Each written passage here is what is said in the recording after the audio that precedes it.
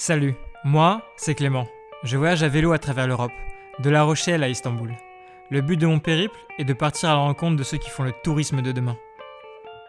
Avoir de grands rêves est nécessaire pour ceux qui veulent changer le monde. Cependant, il faut pouvoir accepter que ces derniers ne se passent pas toujours comme prévu. La quête de la perfection est vouée à l'échec, mais elle permet de progresser. Au jour d'aujourd'hui, on ne peut peut-être pas passer à un tourisme durable à 100%, mais on peut faire de grands pas vers ce dernier.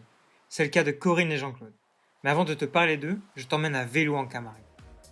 J'avais longtemps fantasmé sur ce moment du voyage. La vie sauvage, les paysages à couper le souffle, et j'en passe. Mais j'avais oublié de penser aux faces cachées de ce paradis. Les routes de merde et le Mistral.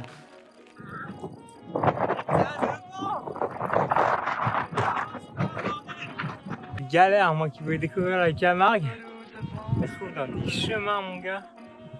Impraticable. Moi, j'ai les boules extrêmes. J'aime de tout faire demi-tour, les passages de boue et tout. Parce que à 3 km du retour à la route, après 12 km de chemin en tout genre, bah, chemin bloqué. Et tous les autres petits chemins que je pouvais essayer de prendre, bah, c'était des chemins privés, impossible d'accéder, fermés par des cadenas. Donc voilà, là je me retape tout depuis le début en fait. Donc jusqu'à Aigues-Mortes. Je me retape 15 km en arrière facile dans les chemins et tout parce que voilà, du coup on va retourner par la route. C'est un bon détour. Et c'est marrant parce que en fait à la base c'était l'itinéraire qui était tracé. Et tu vois, j'ai voulu faire un choix. Je me suis dit vas-y, je vais quand même passer par la Camargue et tout. C'est dommage d'être là et de pas faire ça. Et ben en fait on se crée ces obstacles. Ouais, des fois les obstacles sont même pas prédestinés, des fois c'est nous-mêmes qui nous les créons. Voilà. Et là donc ouais, je me dirige en direction de Marseille par des routes apparemment pas très simples. C'est pas une région très adaptée aux cyclistes. J'espère que les choses pourront changer parce que c'est les choses qui doivent changer si on veut que le tourisme, le cyclotourisme se développe. Donc voilà. Et là ça a grimpé en plus. Donc c'est parti. Ah, c'était dur. Le premier grand col. Il est passé. Allez, 50 mètres. On y arrive. Ah, c'est top. Mon passage à Marseille a commencé dans le dépassement de moi-même, avec mon premier col.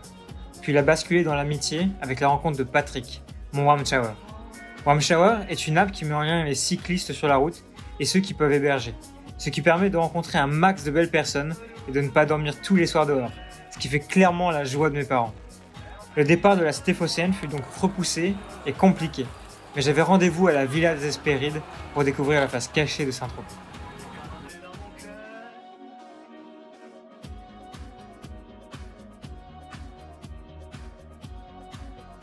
Temps du jour, faire attention au GPS. Putain, il m'a emmené dans un truc. Je me demande pourquoi il me faisait monter en fait. J'aurais dû suivre la route de la Corniche. Parce que là il me fait descendre un truc. Attends. Voilà. Avec des bagages c'est super. Et encore, je sais pas si on voit bien mais il y a des routes mais totalement pétées quoi. Bon au final j'étais mauvaise langue hein, parce que franchement ça en valait la peine. C'était un peu chiant au début mais après c'était fabuleux. Avec la vue mon gars, c'est incroyable.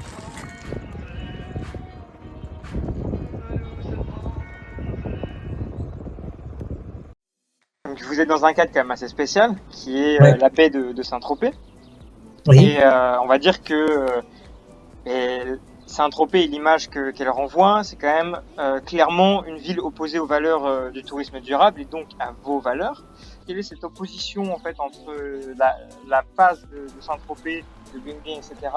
et c'est un peu cette face cachée de Saint-Tropez que vous inquiétez. Alors,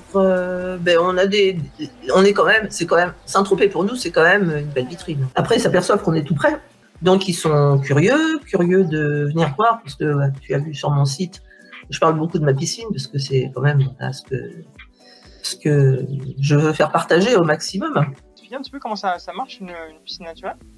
La piscine naturelle, alors c'est tout simple. Il y a la partie où on se baigne, et puis la partie tout autour qui s'appelle le lagunage, dans lequel on trouve toutes les plantes. Et ces plantes font le travail à la place des produits chimiques. Donc elles purifient, les plantes purifient l'eau. Après, chez nous, on a des vélos aussi depuis le tout début. On a des vélos qui sont mis à disposition pour aller à Saint-Tropez, à Sainte-Maxime. Parce que les gens aiment bien quand même aller manger une glace à Saint-Tropez, voir un peu ce qui se passe, et puis remonter après chez nous, être dans le calme, dans la verdure. Donc ça se passe plutôt comme ça. En plus, ils ont des barbecues, ils ont tout ce qu'il faut pour cuisiner. Après, Saint-Tropez, c'est vrai, n'est pas encore tellement axé sur l'éco. Par contre, sur les plages de Pamplonne, donc depuis 2 ans quand même, ils ont refait toutes les plages. Ils doivent démonter leur structure tous les hivers. Donc, ils ont été amenés à avoir des projets aussi plus écologiques. Ouais, ce matin, j'ai mis les voiles de Port-Grimaud et la Villa des Hespérides. Donc, j'ai dit au revoir à Jean-Claude et Corinne. Des vrais amours, vraiment. Des personnes incroyables et c'est un lieu magique. Un lieu vraiment, vraiment sympa. Avec des belles choses qui sont faites, notamment la piscine et plein d'autres petites choses qu'il faudra découvrir sur place.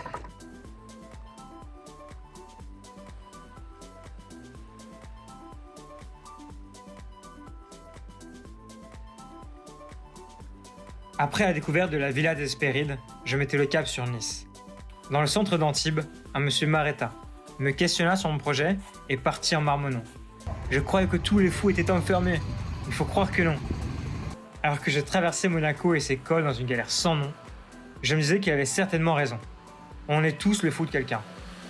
C'est donc conscient de ma folie que je passais la frontière franco-italienne. Ça y est, putain, j'ai passé ma première frontière. Viva l'Italia! Et viva l'escalier! Oh.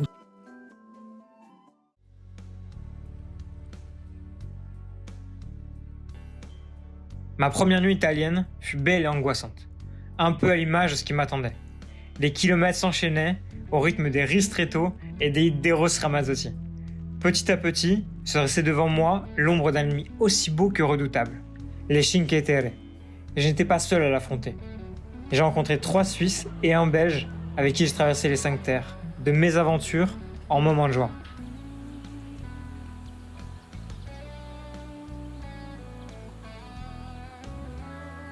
La Spezia rimait pour moi avec adieu et Toscane. Le lendemain, je mettais le cap sur Lucca, où des locaux m'accueillèrent dans leur jardin pour me protéger des sangliers. J'ai eu la chance de redécouvrir la ville historique de Lucca, remplie de super-héros, de chevaliers et de personnages en tout genre. Lucca marquait le début et la fin de la Toscane, car j'essayais de tricher pour me rendre à Padoue, en train, où un warm shower m'attendait malgré mon retard via de nombreuses péripéties ferroviaires. De Padoue, je me rendais à Venise. C'est sous la pluie que je fais l'arrivée dans Venise. C'est marrant, la dernière fois que j'étais venu avec mes parents, c'était aussi la première fois, pareil, je suis arrivé ici à Venise sous un énorme orage. Je crois que Venise va à chaque fois m'accueillir sous la pluie. C'est très gentil. Mais le soleil, c'est bien aussi, tu vois. Après un break sur la pluie, dans la ville des Doges, je mettais le cap sur les Alpes juliennes et le nord de l'Italie. Jusque-là, la plus belle surprise de mon aventure. Un décor à couper le souffle, de la bonne bouffe et des pistes cyclables super bien faites. Ce qui est clairement un must lorsque l'on voyage à vélo. Je suis dans une nouvelle région là depuis hier. Les Alpes juvéniles, le début des Alpes juvéniles. J'ai rencontré mon hôte warm shower Francesco hier. Et super gars, super engagé. Suite au Covid, en fait, il s'est mis au vert dans la région. Et il a ouvert un petit potager de permaculture, etc. Il accueille des cyclistes. Et j'ai vraiment l'impression que c'est vers ce quoi notre génération se dirige et vers quoi aussi le tourisme responsable se dirige d'une manière, c'est-à-dire l'hébergement entre locaux. Cette piste cyclable me conduit sans difficulté à la frontière slovène. Aucune réelle trace de frontière d'ailleurs, à part l'apparition d'un langage inconnu et pour le moment peu compréhensible.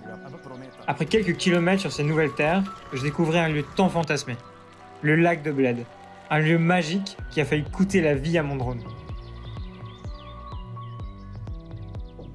Putain, vous me regardez un peu chelou, Et je me suis regardé dans le rétro et je viens de comprendre pourquoi en fait.